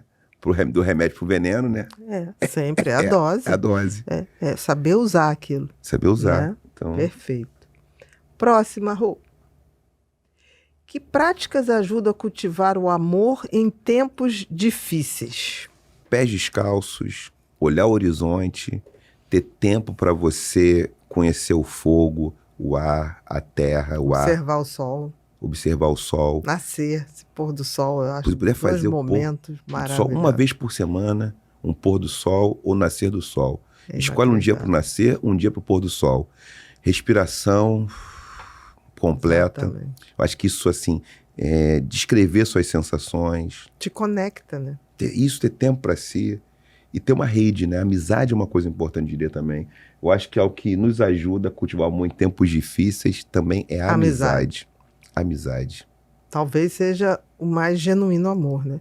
Amizade é Eu maravilhosa. digo que é o amor sem sexo. É o amor sem sexo. Né? Mas pode ter amor sem sexo? Pode, claro que pode. porque E pode ter amor com sexo também. Sim. É um desafio maior. Porque Sim. o sexo dá aquela coisa da posse. Tá. Que as pessoas não entendem Sim. que ter relações sexuais com alguém não é possuir alguém. É trocar energias que a gente espera que sejam boas. E esse é o desafio. Isso é o A Geni Nunes, ela fala sobre isso, uma psicóloga guarani interessante. Ela fala que colocar o sexo ali num pedestal maior, porque é isso, não precisa ter hierarquia. Meu entendimento é, nós não precisamos ter hierarquia. A gente pode amar muitas pessoas de formas diferentes. A amizade é uma forma de amor. É uma forma de amor. Importantíssima. E a gente não precisa ter, assim, the best. Pode ser pessoas que a gente ama, tem época que eu tô mais próximo de uma do que de outra, e não precisamos cultivar o ciúme. Apareceu o ciúme, vamos conversar sobre isso? Não vou te abandonar não, eu também te E amo. que quando é verdadeiro, não morre. Amor, quando se fez amor, é fogo, né? não morre. Você pode ficar 10 anos sem ver a pessoa, e quando você olha, o coração esquenta de novo, assim, no sentido de um amigo, né? Que a gente, às vezes, a vida afasta. Por circunstâncias, a gente mora em estados diferentes, mas você olha, a alegria pula, né? Eu adoro rever amigos de longa data. Tem uns amigos que eu tenho, assim, desde os início dos anos 80, a gente era criança, puberdade, e eu gosto bom ver que aquilo perdura, né? Eu gosto de encontrar. Porque é amor de verdade. Próxima, Rô. Como criar rituais afetivos no dia a dia? Aí o bicho pega, né? Que o ritual é uma coisa tão importante, né? Que o ritual tem uma coisa do sagrado no ritual, né? O Byung-Chul Han, o filósofo coreano, fala sobre o ritual, a importância do ritual, né? Pra gente não ficar nessa economia do tempo, né? Onde a gente fica na hiperprodução. Então o ritual dá uma parada, né? Isso. Ele dá uma parada. Ele é fundamental. E aí, ritual pode ser coisas muito simples, né? Pode ser o ato de tomar o café da manhã, você reservar alguma coisa que você faça com muita atenção. Que você não faça isso, né, fazendo outra coisa, concorrendo com atenção. Tenta fazer aquilo. Fazer aquilo. Fazer aquilo. Estar ali, Estar ali presente. Isso de estar presente é importante. Então, assim... Fundamental. Escolha um momento do dia, né? Acho que tem a ver com outra questão que a gente trouxe aqui, que apareceu com o Pipinho aqui, né, Bia? Mas é isso, né? Pode ser a hora que você vai fazer o seu emocionário. Você vai escrever suas emoções. Sim. Pode ser. Pode ser. Isso já é uma hora que você está ali se dedicando a você. Assim, lembrar... Entendendo, né? O que te move. Isso seriam rituais? Eu acho que sim, porque o ritual é justamente quando eu consigo pegar um conjunto de técnicas, uma tecnologia mais simples que seja, e eu consigo com isso fazer um tipo de arranjo que melhore o meu desempenho, não para entregar para o mundo somente, mas para entregar para mim. Entendi. É um desempenho que melhora para minha própria vida. Te faz melhor em si. Em si. Aí essa é a base. Meu desempenho melhora. Eu sei escutar melhor. Eu sei o que eu estou pensando, o que eu estou sentindo. Eu sei o que eu quero. Eu sei por que eu estou fazendo isso. Eu sei a dúvida que eu tenho. E quem eu posso consultar para ter essa dúvida. Então o ritual é uma hora de você consultar a sua trajetória. Perfeito. Que também tem que ser um ritual. Tem que ser um ritual. Do autoconhecimento. Muito. Você tem que treinar isso. Tem que treinar. Porque tem gente que acha assim, não para para pensar. Começa a ter um tempinho para parar para pensar, né? Em si. Por isso que eu falei, de escrever as suas emoções num caderninho é um momento que você vai ver que vai se tornar um ritual. Sim. Né? Sim. Próximo, querido. Chegamos. Chegamos no momento Pipinho. Agora é diferente. Agora é bem diferente. Agora é uma brincadeira. Caramba. Não precisa ter nenhum tipo de... Vamos ver se eu tô pronto. Agora é mais fácil, Renato. Agora é muito fácil. Eu tenho aqui pra fazer um negócio que tá começando a ficar mais solto um pouquinho. Não, mas tá bom. Tá bom. Não tá bom, Malu? Viu? Tá sim.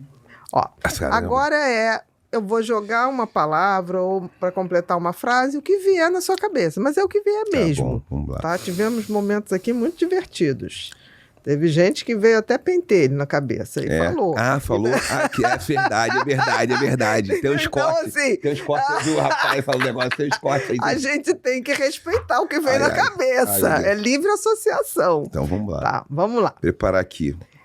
Cor que mais aparece no seu armário. Azul, bege, uma só, vale uma, né? Uma só. Uma só. Vamos lá, caraca.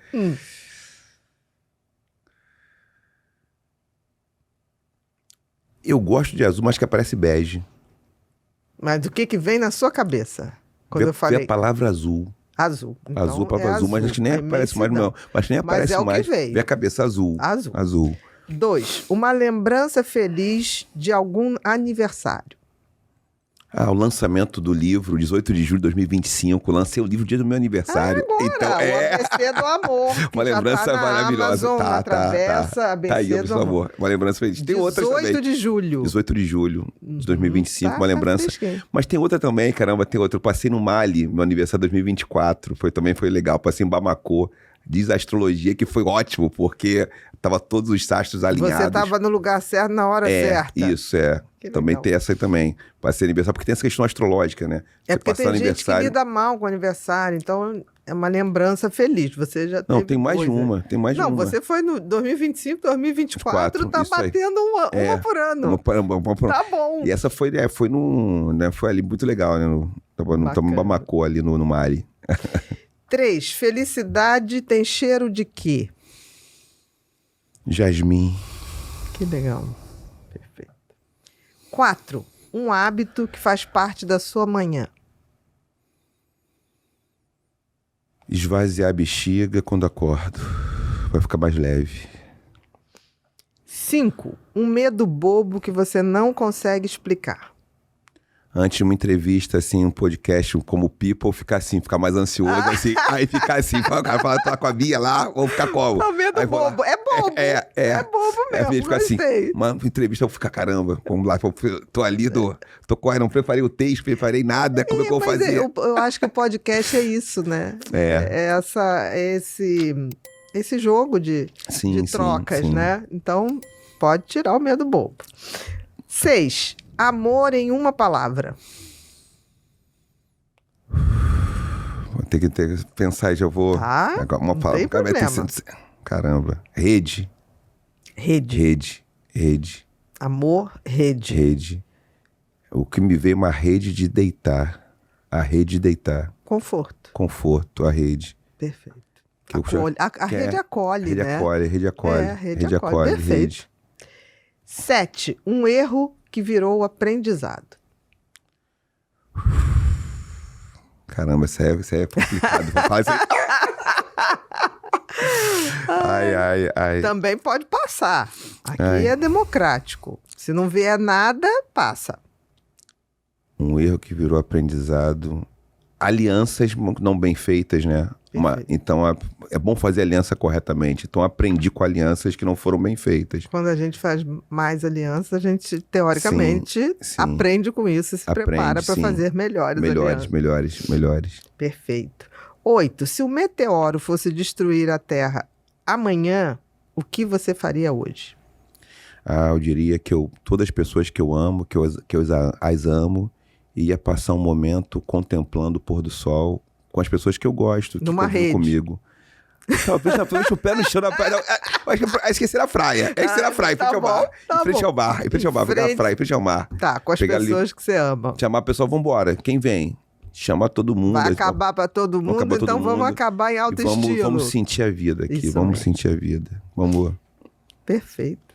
9. Qual superpoder você gostaria de ter? E por quê? Qualquer superpoder. Ler os pensamentos. Ler os pensamentos. Aí seria muito fuezado, né? Mas engraçado, muita gente pensa nisso. Olha, a maioria quer ler pensamento e ser invisível. Que também é uma maneira de ver o pensamento dos outros.